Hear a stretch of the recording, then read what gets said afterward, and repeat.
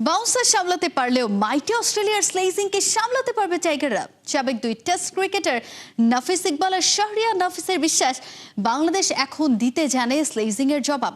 শাহরিয়ার নাফিসের মতে ওই কন্ডিশনে গতি আর বাউন্স সামলানোর যথেষ্ট সামর্থ্য আছে শান্তদের। নাহিয়ান বিন জাসিমের রিপোর্ট।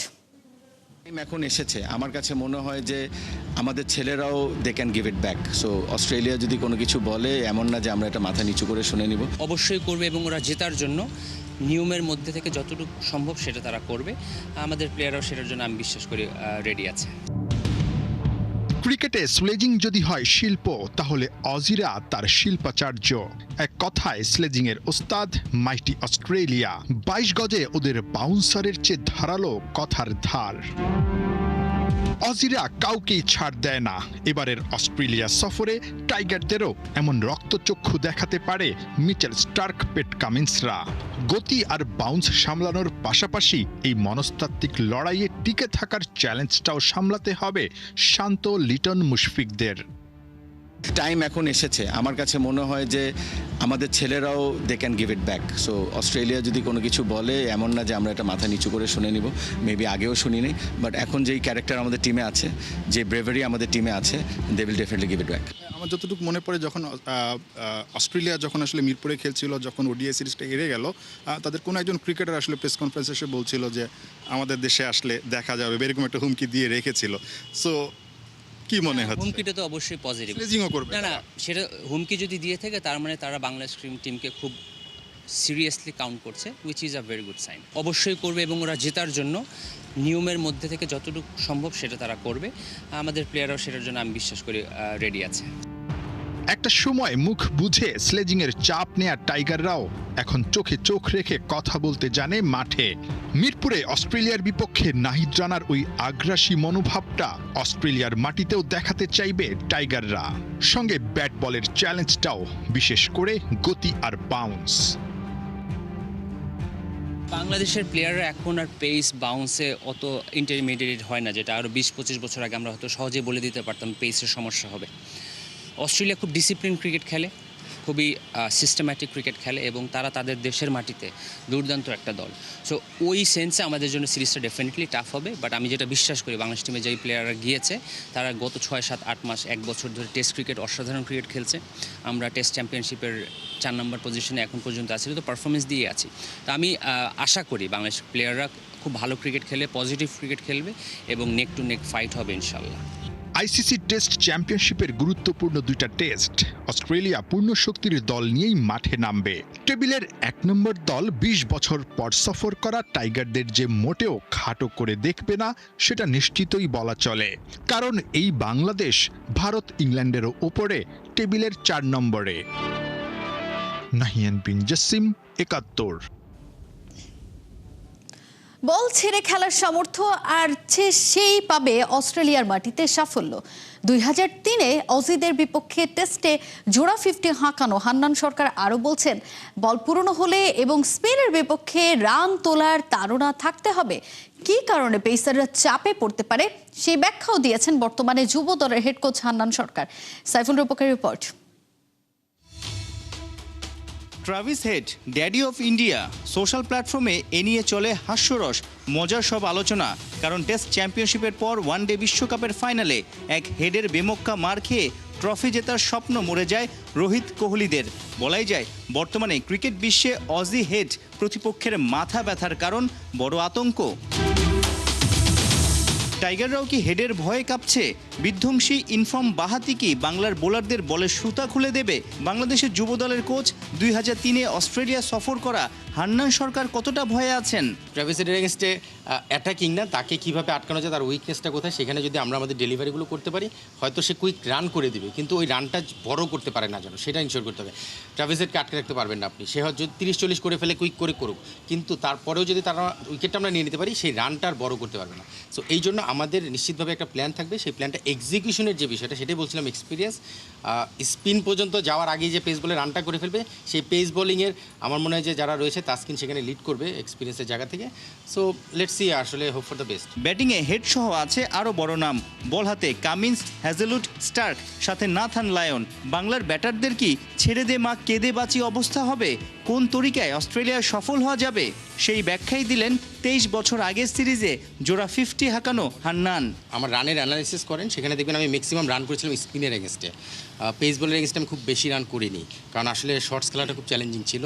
এই ওয়ার্ল্ড ক্লাস বলার যারা, তারা কিন্তু লোভনীয় বল করে, মানে একদম মনে হয় যে হাফ বলি বল, যে বলটা আসলে হাফ বলি না, একটু দূরে এবং বলটা একটু এক্সট্রা বাউন্সের সঙ্গে মুভমেন্ট থাকে। সেই জায়গায় বল ছাড়াটা, ওই ড্রাইভিং স্লটের বলটা ছাড়াটা খুব জরুরি। যদি আমি প্রচুর শর্টস খেলতে থাকি, টেস্ট ক্রিকেটে যেটা হয়, একটা বলার কিন্তু চায় তুমি আমাকে 3-4 মারো তারপরে আউট হয়ে যাও। সো সেই জায়গায় যদি বলার ওই লোভনীয় বলটা করে, আমরা ব্যাটসম্যানরা যদি সেই লোভটা সামলাতে না পারি, তাহলে কিন্তু 1-2-4 মেরে শর্টস খেলে আউট হয়ে যাওয়ার ভয়টা ঘটনা ঘটতে পারে। সেই জায়গা থেকে আমাদেরকে রান করার ব্যাপারে কনসার্ন থাকতে হবে যে আমি কোন জোন দিয়ে কোন শট দিয়ে রান করতে চাই। নাহিদ রানা নেই, আক্ষেপ সবার মাঝে। প্রশ্ন ছিল তাসকিন, এবাদত, খালেদরা কি ভেলকি দেখাতে পারবে? ওই কন্ডিশনে কম রানে অজিদের প্যাকেট করা সম্ভব? এই ধরনের পেস কন্ডিশনে কিন্তু বোলিং করার আলাদা একটা এক্সপিরিয়েন্স লাগে। কোন লেন্থে করতে হবে, কোন লেন্থ থেকে কীভাবে ব্যাটসম্যানকে সেখানে বিট করতে হবে। সো ট্রেডিশনাল লেন্থ আর এই কন্ডিশনের লেন্থ কিন্তু একটু আলাদা হয়। সো সেই জায়গাটা অ্যাডজাস্টমেন্টটাও জরুরি। সো সেই জায়গা থেকে 70 রানে 7 উইকেট, অস্ট্রেলিয়ার যে ব্যাটিং লাইন আপ, সেই ব্যাটিং লাইন আপের এগেন্স্টে আমার মনে হয় যে অস্ট্রেলিয়াকে 70 রানে আউট করা খুবই কঠিন, বাট ক্রিকেটে অসম্ভব কিছু নেই। যদি এটা হয় তাহলে স্বপ্নমূর্তি মনে হবে আমার কাছে। শোনা যাচ্ছে ডারউইনের পিচে ধরতে পারে স্পিনও। বছর 2 আগে এ দলের ম্যাচে 5 উইকেট নিয়েছিলেন মাহমুদুল জয়। তাইজুল মিরাজদের ছড়ি ঘোরানোর সম্ভাবনা আছে কতটা? স্পেশালি ডারউইনের উইকেটে আমি দেখেছি যে স্পিনে টার্ন করেছিল। আমরা যখন টপ এন্ডও খেলতে গেলাম, সেখানে আমাদের স্পিনাররা যারা ছিল তারা কিন্তু কিছুটা টার্ন পেয়েছে। রাকিবুল ছিল, মাহফুজ রাব্বি ছিল, আলিস ছিল, তো সেখানে কিন্তু টার্ন পেয়েছে আমি দেখেছি। সো টেস্ট ক্রিকেটেও টার্ন আমরা আশা করতেই পারি, বাট স্টিল খুব বেশি টার্নিং উইকেট হয়তো বা হবে না, যেটা আমরা ট্রেডিশনালি চিন্তা করি। সেরকম না হলেও তবে তাদেরও লায়ন আছে, সেটাও মাথায় রাখতে হবে। সাইফুল রূপক, 71। ডারউইনের বাউন্স আর অস্ট্রেলিয়ার পেস শান্তর জন্য অপেক্ষা করছে কঠিন একটা পরীক্ষা। তবে আগের চেয়ে অনিশ্চিত শান্ত এখন অনেক বেশি পরিণত, আর বিদেশের মাটিতে তার ব্যাটও বলে কথা। তাই এই ম্যাচে রানের চেয়ে গুরুত্বপূর্ণ হবে ক্রিজে সময় কাটানো। যদি দীর্ঘ সময় উইকেটে টিকে থাকতে পারেন, তাহলে শুধু শান্ত নন, বাংলাদেশেরও ইতিহাস গড়াটা স্বপ্ন থাকবে না, হয়ে উঠবে বাস্তব। বিস্তারিত মনিম শাহরিয়ারের রিপোর্টে। ডারউইনের মাঠ, অস্ট্রেলিয়ার কন্ডিশন, সামনে স্টার্ক, কামিন্স, হ্যাজেলউড, বিশ্ব ক্রিকেটের অন্যতম ভয়ঙ্কর পেস আক্রমণ। এমন এক পরীক্ষার সামনে দাঁড়িয়ে বাংলাদেশ, আর এই লড়াইয়ে বাংলাদেশের সবচেয়ে গুরুত্বপূর্ণ অস্ত্র যদি একজন ব্যাটারের নাম বলতে হয়, তাহলে নিঃসন্দেহে সেটি নাজমুল হোসেন শান্ত। কারণ শান্ত শুধু একজন টপ অর্ডার ব্যাটার নন, তিনি এমন একজন ক্রিকেটার যার উইকেট যত দেরিতে পড়বে, বাংলাদেশের ম্যাচে টিকে থাকার সম্ভাবনাও তত বাড়বে। কিন্তু প্রশ্ন হলো, ডারউইনের বাউন্স, গতি আর বলের পর বল মেনটেন করা লাইন লেন্থের সামনে শান্ত কি সত্যি ইম্প্যাক্ট রাখতে পারবেন? শান্তর টেস্ট ক্যারিয়ারকে যদি গভীরভাবে বিশ্লেষণ করা হয়, তাহলে দেখা যায় তিনি দুই রকম ব্যাটসম্যান। একজন শান্ত আছেন যিনি নতুন বলের সামনে অস্থির, অফ স্ট্যাম্পের বাইরের বল খোঁচা দেন, 20-30 রান করে ড্রেসিং রুমে ফিরে যান। আবার আরেকজন আছেন যিনি একবার সেট হয়ে গেলে ঘন্টার পর ঘন্টা ক্রিজে দাঁড়িয়ে থাকতে পারেন, বোলারদের ক্লান্ত করে দিতে পারেন, আবার 50 রানকে অনায়াসে 100 কিংবা কখনো 150 রানেও রূপ দিতে পারেন। এই দুই সংস্করণের মধ্যে কোন শান্তকে আমরা ডারউইনে দেখব, সেটাই হতে পারে ম্যাচের সবচেয়ে বড় প্রশ্ন। শান্তর সবচেয়ে বড় শক্তি তার টেম্পারমেন্ট। টি-20 যুগে যখন অধিকাংশ ব্যাটার শুরু থেকেই আক্রমণ করতে চান, সেখানে শান্ত সময় নিয়ে ইনিংস করতে পছন্দ করেন। প্রথম কয়েক ওভারকে তিনি নিজের চোখ সেট করতে ব্যবহার করেন। এরপর ধীরে ধীরে cover drive, square drive, flick cut সব শটই বের হতে থাকে। সবচেয়ে গুরুত্বপূর্ণ বিষয় হলো, একবার তিনি যদি 40-50-এর আশেপাশে ছুঁয়ে ফেলেন, তখন তাকে আউট করা অনেক কঠিন হয়ে যায়। তার ক্যারিয়ারের প্রায় সব বড় ইনিংসেই তাই দেখা গেছে শুরুতে ধৈর্য আর পরে নিয়ন্ত্রিত আগ্রাসনের সাথে ব্যাটিং করে ইনিংসকে লম্বা করা। তবে এখানেও লুকিয়ে আছে তার সবচেয়ে বড় দুর্বলতাও। নতুন বল যখন সুইং করে, বিশেষ করে অফ স্ট্যাম্পের বাইরের ধারাবাহিক লাইন ধরে রাখা হয়, তখন শান্ত প্রায় ড্রাইভ করতে প্রলুব্ধ হন। এই অতিরিক্ত ড্রাইভ করার প্রবণতাই তাকে বহুবার স্লিপ কর্ডনে ক্যাচ দিতে বাধ্য করেছে। অস্ট্রেলিয়ার বিপক্ষে এই ভুলের কোনো ক্ষমা নাই। কামিন্স বা হ্যাজেলউড কিংবা যুগের সেরা পেসার স্টার ঠিক এই জায়গাতেই আঘাত করবেন। তারা বারবার অফ স্ট্যাম্পের বাইরে বল ফেলবেন, অপেক্ষা করবেন একটি ভুল সিদ্ধান্তের। সাম্প্রতিক টেস্টগুলোর ডিসমিসাল বিশ্লেষণ করলে দেখা যায় শান্তর আউট হওয়ার ধরন সবসময় একরকম নয়। জিম্বাবুয়ের বিপক্ষে এক ইনিংসে ব্র্যাড ইভান্সের বলে অপ্রয়োজনীয় আক্রমণ করতে গিয়ে উইকেট কিপারের হাতে ক্যাচ দিয়েছেন, আবার অন্য ইনিংসে ইনসাইড এজ হয়ে বোল্ড হয়েছেন। পাকিস্তানের বিপক্ষেও নতুন বলে কয়েকবার এজ হয়েছে, যদিও সবসময় উইকেটটা পড়েনি। অর্থাৎ নতুন বলে সিদ্ধান্ত নেওয়াটাই সবচেয়ে বড় পরীক্ষা হতে পারে শান্তর জন্য। আরেকটি জায়গায় অস্ট্রেলিয়ার মাটিতে যেখানে শান্তকে পরীক্ষা দিতে হবে সেটি হলো শর্ট বল। অস্ট্রেলিয়ান পেসাররা জানেন শুধু ফুল লেন্থ নয়, মাঝে মধ্যে শর্ট বল দিয়ে ব্যাটারকে পিছিয়ে দিতে হয়। তাই চাপের মুহূর্তে ডারউইনের অতিরিক্ত বাউন্সে শান্তর সব পরিকল্পনা সবসময় সফল নাও হতে পারে। ফলে তার মাথা ঠান্ডা রাখা এবং শট নির্বাচন হবে সবচেয়ে গুরুত্বপূর্ণ বিষয়। তবে শান্তর পক্ষে আসার জায়গাও কম নয়। গত কয়েক বছরে বিদেশের মাটিতে তার ব্যাটিংয়ে স্পষ্ট উন্নতি দেখা গেছে। এমনিতেও পুরো ক্যারিয়ার জুড়ে টেস্ট ম্যাচে তার বিদেশের মাটিতেই এভারেজ হোমের চেয়ে বেশি। আগের সে আত্মবিশ্বাসীন শান্ত এখন অনেক বেশি পরিণত, আর তাই তো এই পরিণত মানসিকতাই তাকে বাংলাদেশের সবচেয়ে নির্ভরযোগ্য টেস্ট ব্যাটারদের একজন বানিয়েছে। ডারউইনে তাই শান্তর জন্য সবচেয়ে বড় লক্ষ্য হওয়া উচিত রান নয়, সময়। যতটা সময় আঁকড়ে ধরে ডারউইনের মাটিতে খেলে যেতে পারবেন শান্ত, ততই বাংলাদেশের ওই ম্যাচে ভাগ্য খুলবে। এখন দেখার বিষয় ডারউইনের উইকেটে আমরা কেমন শান্তকে দেখি। শুরুর চাপে হার মানা সেই ব্যাটারকে, নাকি ক্রিজে দেয়াল হয়ে দাঁড়িয়ে অস্ট্রেলিয়াকে হতাশ করে দেওয়া সেই শান্তকে। কারণ এই একটি ইনিংসই হয়তো নির্ধারণ করে দিতে পারে বাংলাদেশ শুধু লড়াই করবে নাকি সত্যি অস্ট্রেলিয়ার মাটিতে ইতিহাস গড়ার স্বপ্ন দেখবে। মুনিম শাহরিয়ার, ৭১। ৮ বছর পর ১৯৯৮ বিশ্বকাপ ঘিরে নতুন একটা বিতর্ক এবার এলো সামনে। এমন এক তথ্য ফাঁস হয়েছে যাতে ফ্রান্সের বিশ্বকাপ জয় নিয়ে উঠেছে প্রশ্ন। যে বিশ্বকাপের ফাইনালে ব্রাজিলকে হারিয়ে শিরোপা জিতেছিল ফরাসিরা, সেই সময় এই তথ্য প্রকাশ পেলে ফ্রান্সের বিশ্বকাপ জয়ী দলের অনেকেই বিশ্বকাপের আগেই হতে পারতেন নিষিদ্ধ। কি সেই তথ্য? বিস্তারিত জানবো শেখ আশিকের রিপোর্টে। এমন এক চাঞ্চল্যকর তথ্য ফাঁস হয়েছে যাতে ভয়াবহভাবে প্রশ্নবিদ্ধ হয়েছে ফ্রান্সের ১৯৯৮ সালের বিশ্বকাপ জয়। যে বিশ্বকাপের ফাইনালে ব্রাজিলকে ৩-০ গোলে হারিয়ে চ্যাম্পিয়ন হয়েছিল জিনেদিন জিদানের ফ্রান্স। এমনও সম্ভাবনা আছে ওই তথ্য বিশ্বকাপের আগে বা মাঝপথে প্রকাশ পেলে ফরাসি ফুটবলারদের অনেকেই নিষিদ্ধ হতে পারতেন ওয়ার্ল্ড কাপ থেকে। এই ঘটনার পেছনে জড়িয়ে আছে ডোপ কাণ্ডের মতো ভয়াবহ ব্যাপার। এতদিন যে তথ্য লুকিয়ে রাখা হয়েছিল, এবার সেটাই স্বীকার করে নিয়েছেন ফ্রান্সেরই তৎকালীন ক্রীড়ামন্ত্রী মারি জর্জ। তিনি ফাঁস করেছেন ১৯৯৮ সালের বিশ্বকাপ জয়ের আগে হঠাৎই ফ্রান্স জাতীয় দলের ফুটবলারদের ডোপ টেস্ট স্থগিত করে দেয় ফ্রান্স সরকার। বছরের পর বছর ধরে এই তথ্য সামনে আনার চেষ্টা করা হলেও ফরাসি গভর্নমেন্ট এতদিন তা অস্বীকার করে এসেছে। কিন্তু তাদেরই তৎকালীন ক্রীড়ামন্ত্রী অবশেষে স্বীকার করে নিয়েছেন যে ঘরের মাঠের টুর্নামেন্টে দলের প্রস্তুতিতে যাতে কোনো সমস্যা না হয় সেজন্যই তারা এই কাজটা করেছিল। সাবেক ফরাসি ক্রীড়ামন্ত্রী ব্যাখ্যা দিয়ে স্বীকার করে নিয়েছেন যে সরকার ও ফুটবল ফেডারেশনের মধ্যে তীব্র মতভেদের কারণে সে সময় ওই সিদ্ধান্ত নেওয়া হয়েছিল যে ডোপ টেস্ট করতে গেলে ফুটবলারদের প্রিপারেশনে বাধা আসতে পারত। ক্রীড়া মন্ত্রণালয় থেকে নির্দেশনা দেয়া হয় যে ডোপ টেস্ট করে ফ্রান্স দলকে বিরক্ত করা যাবে না, কিন্তু সেই নির্দেশনার পুরোপুরি ছিল মৌখিক, যাতে কোনো লিখিত প্রমাণ না থাকে। সাবেক মন্ত্রী এখন দাবি করছেন ক্রীড়া মন্ত্রণালয়ের কাছে আরো উঁচু পর্যায় থেকে এমন নির্দেশ এসেছিল, এটা তার একার সিদ্ধান্ত ছিল না। এত বছর পর সাবেক ফরাসি ক্রীড়ামন্ত্রীর স্বীকারোক্তি কিছু প্রশ্নের জন্ম দিচ্ছে। কেন এতদিন এই তথ্য লুকিয়ে রাখা হয়েছিল? সত্যিই কি ডোপ টেস্ট বন্ধ রাখা হয়েছিল, নাকি টেস্ট করেও তার ফল লুকিয়ে রেখেছিল তারা? এমন ফুটবলারও কি ফেঁসে যেতে পারতেন যাতে ফ্রান্সের বিশ্বকাপ জয়ের পথে বড় বাধা আসতে পারত? শেখ আশিক, ৭১। ক্ষমাই পরম ধর্ম নাকি শাক দিয়ে মাছ ঢাকার পন্থা এটা? বিশ্বকাপ ফাইনালের পর মাঠে ঘটে যাওয়া এক যুদ্ধের আগুন এখনো নেভেনি, আর সেই আগুনে ঘি ঢাললেন এবার বিশ্বকাপ জয়ী তারকা ফেরান তোরেস। গাভির পর এবার তিনিও আর্জেন্টিনা আর লিয়ান্দ্রো পারেদেসকে ক্ষমা করে দেওয়ার মহৎ আচরণ করলেন। কিন্তু প্রশ্নটা এখানে, স্পেনের ফুটবলারদের এই ক্ষমা সুলভ আচরণে কি কমবে আর্জেন্টিনার শাস্তি? আর আলবিসেলেস্তেদের মাফ করে দিয়ে কি নিজেদের কোনো লুফলস ঢাকতে চায় স্পেন? বিস্তারিত রিপোর্টে।